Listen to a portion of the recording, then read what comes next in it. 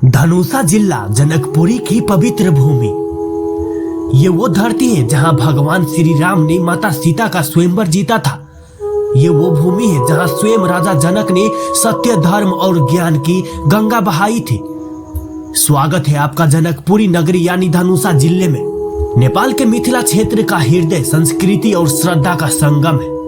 धनुषा जिला प्रदेश संख्या 2 यानी मध्य प्रदेश में स्थित है। इसका जिला मुख्यालय है जनकपुर धाम, जो नेपाल के सबसे प्रसिद्ध धार्मिक और सांस्कृतिक नगरों में से एक है। धनुषा के पूर्व में है सिरहा, पश्चिम में मोहतरी, उत्तर में सिंधुली और दक्षिण में भारत का सीतामढ़ी जिला पड़ता है। यहाँ की जनसंख्या लगभग 8 लाख से अधिक है और क्षेत्रफल लगभग 1180 वर्ग किलोमीटर में फैला है। धनुषा का इतिहास त्रेता युग से जुड़ा हुआ है। कहा जाता है कि भगवान परशुराम का धनुष, जिसे पिनाक धनुष कहा जाता था, यही राजा जनक के दरबार में रखा गया था। जब भगवान श्री राम ने उस धनुष को तोड़ा तो उस स्थान को धनुषा धाम कहा जाने लगा। आज भी धनुषा धाम धनुष जिले का सबसे पवित्र स्थल माना जाता है। यहाँ श्रद्धालु हर साल माघ पूर्णिमा पर स्नान और पूजा करने आते हैं। मिथिला सभ्यता, जो विद्या, कला और दर्शन की जननी कहा जाता है, उसी का केंद्र रहा है धनुषा। यहाँ जनक राजवंश की राजधानी रही जनकपुर धाम ज्ञान और दर्शन की नगरी कहलाई थी। जनकपुर धाम मंदिर माता सीता का जन्म स्थान, जहाँ राम सीता विवाह की भव्य स्मृति आज भी जीवित है। धनुषा धाम वो पवित्र स्थान है जहाँ राम जी ने शिव जी का धनुष तोड़ा था। गंगा सागर तालाब, हनुमान मंदिर, विवाह मंडप, राम सीता विवाह स्थल और राजदेवी मंदिर, ये सभी स्थल धार्मिक रूप से अत्यंत पूजनीय है। यहाँ हर साल लाखों श्रद्धालु विवाह पंचमी, रामनवमी, छठ पूजा, विवाहोत्सव और होली जैसे त्योहारों माने जाते हैं। विवाह पंचमी के दिन राम और सीता की विवाह की झांकी और शोभा यात्रा पूरे नेपाल और भारत के भक्तों को आकर्षित करती है।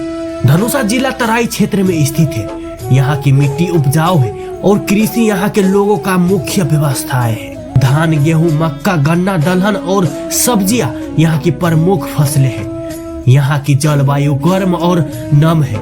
गर्मियों में तापमान 35 डिग्री सेल्सियस से ऊपर चला जाता है, जबकि सर्दियों में मौसम सुहाना और ठंडा रहता है। धनुषा की अर्थव्यवस्था के प्रमुख आधार है कृषि, व्यापार और सीमा पार रोजगार। भारत की सीमा से जुड़ा होने के कारण यहाँ व्यापारिक गतिविधियां काफी सक्रिय है। जनकपुर धाम नेपाल का एक प्रमुख व्यवसायिक केंद्र बन चुका है। यहाँ दूध, मिठाई, हस्तशिल्प और मखान जैसे उत्पादन पूरे देश में प्रसिद्ध है। बहुत से लोगों खाड़ी देशों और भारत में काम करके अपनी जीविका चलाते हैं। धनुषा ज्ञान और शिक्षा की भूमि है। यहाँ स्थित Rameshwar campus, Janakpur multiple campus और मिथिला विश्वविद्यालय जैसे संस्था उच्च शिक्षा का केंद्र है। संस्कृति की बात करें तो यहाँ की भाषा मैथिली है और लोकगीत, पबनी, झिझिया, सामा चकेबा जैसे लोक नृत्य यहाँ का जनजीवन का हिस्सा है। यहाँ की महिलाएं पारंपरिक पौराणिक कथाओं का गीत में गाती है, जो मिथिला की आत्मा को जीवित रखती है। धनुषा में जन्म से मृत्यु तक हर रस्म, गीत, पूजा और लोक संस्कृति से जुड़ी होती है। यहाँ की महिलाएं छठ पूजा में 36 घंटे का निर्जल व्रत रखती है। सूर्य भगवान को अर्घ देकर परिवार की खुशहाली की कामना करती है। यहाँ की शादियां, त्योहार, होली और दिवाली सब मिथिला के रंग में रंगे होते हैं। यहाँ के लोग सादगी, भक्ति और भाईचारे के प्रतीक है। धनुषा जिले में पर्यटन के अपार अवसर है। जनकपुर धाम, धनुषा धाम, गंगा सागर, राम जानकी मंदिर और राजदेवी मंदिर जैसे स्थल हर साल हजारों पर्यटकों को आकर्षित करते हैं। यहाँ की रेल सेवा जनकपुर से लेकर जयनगर रेलवे नेपाल की सबसे पुरानी रेल लाइन में से एक है।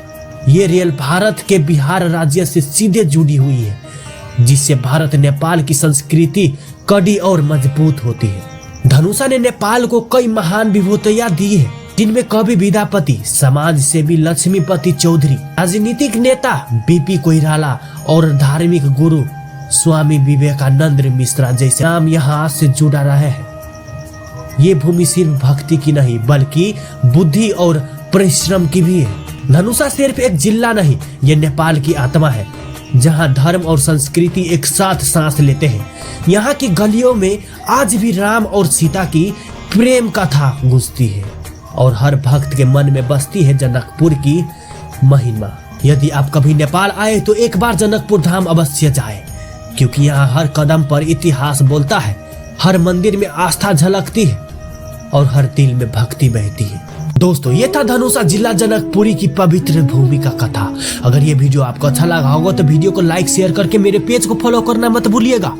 और अगले वीडियो कौन सा गांव, कौन सा शहर और कौन सा मंदिर पे बनाऊं, ये बात आप कमेंट में लिखना मत भूलिएगा। तो मिलते हैं नेक्स्ट वीडियो में। तो आज के लिए बाय।